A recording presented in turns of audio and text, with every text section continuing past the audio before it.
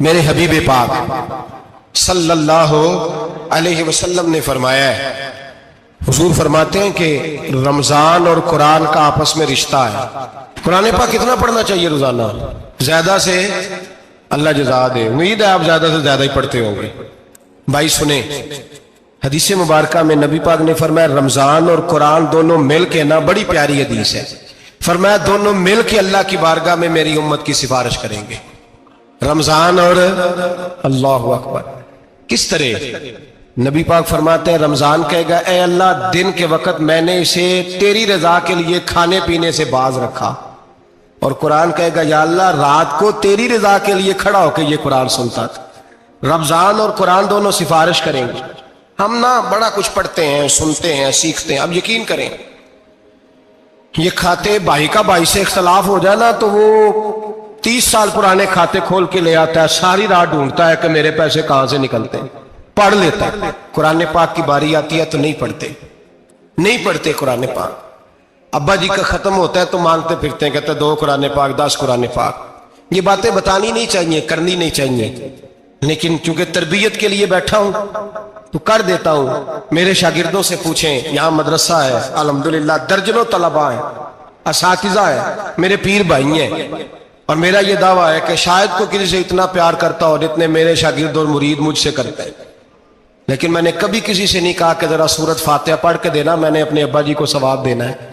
پوچھ لیں کسی سے نہیں کبھی کہا، کبھی نہیں میں نے کہا کہ ذرا مجھے تھوڑا سا قرآن پڑھ دیں۔ میں اس کو ناجائز نہیں کہتا، پڑھوانا چاہیے، لیکن میں اپنے والدین کے لیے کبھی سوال نہیں کرتا کہ مجھے ذرا پڑھ کے دو، میں نے بخشنا ہے، اس لیے کہ میں نے ذاتی طور پہ روٹین بنائی ہے۔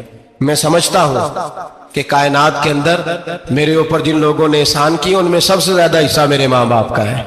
میں سمجھتا ہوں اس بات، کتنا نالائق ہوں میں کہ میں 1 مہینے میں ایک قرآن پاک بھی پڑھ کے ان کی روح کو احسال نہیں کر سکتا۔ میرا یہ طریقہ ہے ذاتی، میں قدغن نہیں لگاتا، میرا ذاتی طریقہ یہ، الحمد سے شروع کرو اور 2 سورتیں چھوڑ کے قرآن پاک ختم کر دو آخری، اور پھر فلق اور ناس صورتیں ساتھ لے جاؤ۔ یہاں بیٹھ کے سالے ثواب نہیں کرنا، ختم نہیں دلانا، ساتھ لے جاؤ، قبر پہ کھڑے ہو جاؤ اور فلق اور ناس صورتیں قبر پہ بیٹھ کے تلاوت کرو، اور جو قرآن مجید پڑھا ہے ان کی روح کو وہاں احسال کرو۔ او بھائی، اولاد جب ماں باپ کے لیے پڑھتی ہے تو اسے کہنا نہیں پڑتا اللہ بخش دے، اس لیے کہ اولاد کی نیکیاں خود بخود ماں باپ کے کھاتے میں جمع ہوتی ہیں، خود نیکیاں جمع ہوتی ہیں۔ میرے بھائی تو بچوں سے یہ تو مطالبہ کرتا ہے کہ بیٹا اس سال رمضان المبارک میں میرے لیے ستو ضرور بنانا، فلانی چٹنی ضرور تیار کرنا، یہ کیوں نہیں کہتا بیوی سے کہ ڈشیں کم بنانا؟ تو بھی بیٹھ کے قرآن پاک پڑھ، میں بھی قرآن پاک پڑھتا ہوں۔ ادھر آؤ بیٹا یہاں بیٹھ کے تلاوت کرو، میں بھی کرتا ہوں۔ بیٹی ادھر آؤ بیٹھ کے قرآن پاک پڑھو۔ کتنا وقت لگتا ہے؟ حافظ اور قاری اور علماء اگر پڑھے تو 20-25 منٹ لگتے ہیں قرآن پاک کا سپارہ پڑھنے، اور اٹک اٹک کے پڑھنے والا بھی پڑھے تو 1 گھنٹہ لگ جائے گا۔ اور میرے نبی پاک صلی اللہ علیہ وسلم نے فرمایا جو قرآن پڑھتے ہوئے اٹکتا ہے اللہ اسے ڈبل ثواب عطا فرماتا ہے۔ فرمایا جو زبانی پڑھے سنگل ثواب، جو دیکھ کے پڑھے اسے ڈبل ثواب۔ حضور کیوں؟ فرمایا اس لیے کہ میرا قرآن دیکھنے پہ بھی اللہ ثواب عطا فرماتا ہے، قرآن دیکھنے پہ بھی اللہ ثواب دیتا ہے، دیکھنے کا بھی ثواب۔ رمضان شریف میں قرآن پاک پڑھے، کھول کے پڑھے۔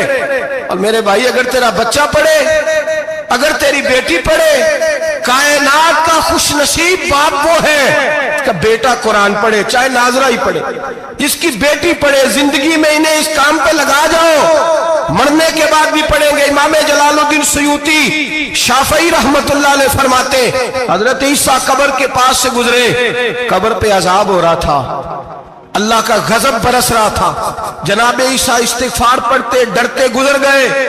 تھوڑی دیر کے بعد، چند گھنٹوں کے بعد گزرے تو اسی قبر پہ پھول کھلے ہوئے تھے، رحمت برس رہی تھی۔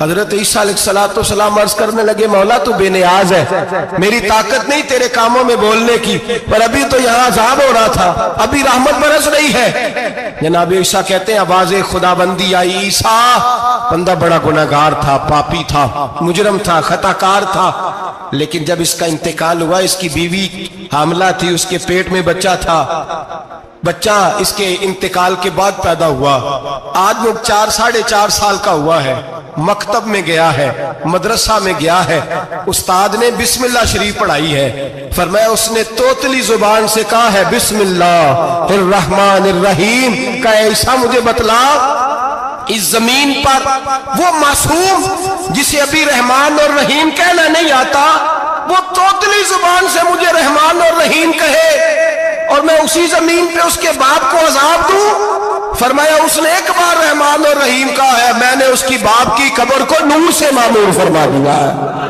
نور سے بھر دی ہے قبر، برکت سے بھر دی ہے۔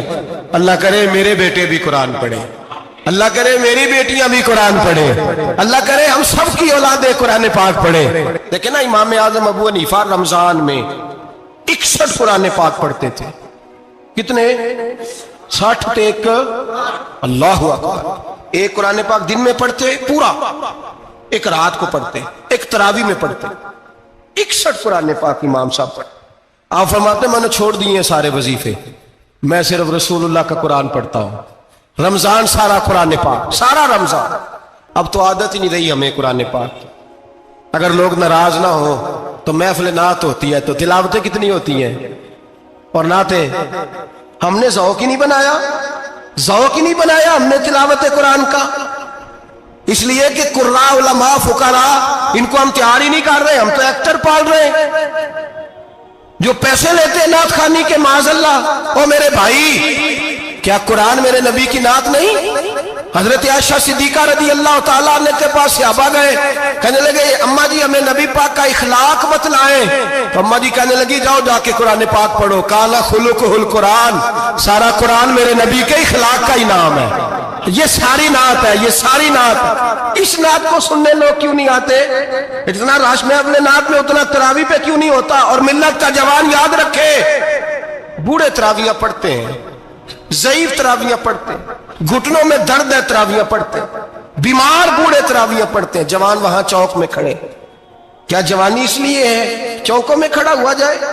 کیا جوانی اس لیے ہے کہ سعودی عرب جانے کے لیے پاسپورٹ بنانا ہو تو 2.5 گھنٹے کھڑا رہے تو؟ شناختی کارڈ کے دفتر تو کھڑا رہے، پروٹیکٹر کے لیے کھڑا رہے، کافروں کے سامنے کاسا لیسی کرنے کے لیے تو کھڑا رہے، تو نوکری پہ جائے تو ساری رات کھڑا رہے، اور تو قرآن کے لیے کھڑا نہیں ہوتا؟ میرے محبوب نے فرمایا من قام ایمانا واحتسابا غفر له ما تقدم من ذنبه، فرمایا جو رمضان المبارک میں اللہ کی رضا کے لیے گناہوں کی معافی کے ارادے سے قیام کرے گا، راتوں کو عبادت کرے گا، اللہ اس کے پچھلے سارے گناہ معاف فرما دے گا۔ نوجوان ارادہ کریں، پروگرام بنائیں کہ انشاءاللہ قرآن پڑھنا بھی ہے، قرآن پڑھوانا بھی ہے، سننا بھی ہے، اور انشاءاللہ بولیے سننا بھی ہے اور پڑھنا بھی ہے اور پڑھانا بھی۔ ہمت کریں، دلیری کریں، آکے کھڑے تو ہو، اللہ توفیق عطا کرے گا۔ پہلی بات یہ کہ روزہ رکھیں، دوسری بات یہ کہ قرآن پاک کی تلاوت کریں، اور روزہ رکھیں تو روزے کے سارے حسن سمیت اسے رکھیں۔ نبی پاک نے فرمایا رمضان غمخاری کا مہینہ ہے، غمخاری کریں۔ ہمارے زمانے میں 2 قسم کی تکلیفیں ہیں، ایک تو غریب آدمی، اس کا حال یہ ہے کہ وہ مانگتے ہی گزارا کرنا چاہتا ہے، اس نے ہاتھ یوں کر لیا ہے تو اب اس کا یوں ہونے کو تیار نہیں۔ ضرورت اگر کسی آدمی کو کسی دروازے پہ لے جاتی ہے تو برا نہیں، لیکن سوال کا اپنے اوپر دروازہ کھول لینا یہ ٹھیک نہیں۔ فاقہ کشی پیدا کریں، حوصلہ پیدا کریں، تھوڑے پہ گزارا کرنا سیکھیں۔ غریبوں کو بھی اجازت نہیں کہ وہ نکل کھڑے ہوں میدان میں مانگنے کے لیے، ٹولنیاں نکلتی ہیں رمضان میں، جتھے نکلتے ہیں خیرات کٹھی کرنے والے، بچیں۔ میرے نبی پاک صلی اللہ علیہ وسلم نے فرمایا جس نے بغیر ضرورت کے سوال کیا، جب قیامت کے دن آئے گا تو اس کے چہرے کے اوپر گوشت نہیں ہوگا، صرف ڈھانچہ ہی ہوگا۔ اتنی بھیانک صورت میں آئے، بغیر اشد ضرورت کے سوال نہ کر، کبھی سوال نہ کر۔ اور امیروں سے گزارش ہے کہ رمضان ہمدردی کا مہینہ ہے، ہمدردی کریں تو سامنے والے کی عزت کا بھی خیال کریں۔ یہ بات درست ہے کہ غریب سیاڑا نہیں ہوتا، اس لیے کہ جس کی جیب میں پیسے نہیں ہوتے بھائی اسے عقل بھی نہیں ہوتی، جس کے گھر کار نہیں ہوتی اسے چلانے کا طریقہ، جس کے گھر اوون نہیں ہوتا اسے چلانے کا طریقہ بھی نہیں آتا، جس کے گھر میں چیزیں ہوتی ہیں اسے چلانا بھی آ جاتا ہے، جدے کر دانے وہ کملے بھی اس کے سیانے ہو جاتے ہیں۔ تو چودھری صاحب، سیٹھ صاحب، نواب صاحب آٹا تقسیم کرتے ہیں، کھڑے ہو کے فوٹو کھچاتے ہیں، فیس بک پہ دیتے ہیں، اور ایک آٹے کا تھیلا اور 10 اخباروں میں فوٹو۔ اللہ سے ڈریں، رمضان ہمدردی کا مہینہ، ہمدردی کا، غریب کو دیں تو اس کی عزت کو رسوا نہ کریں۔ میرے نبی پاک علیہ السلام کے صحابی حضرت عبداللہ ابن عمر رضی اللہ تعالیٰ عنہ ڈھونڈ کے لاتے تھے مسکینوں کو، ڈھونڈ کے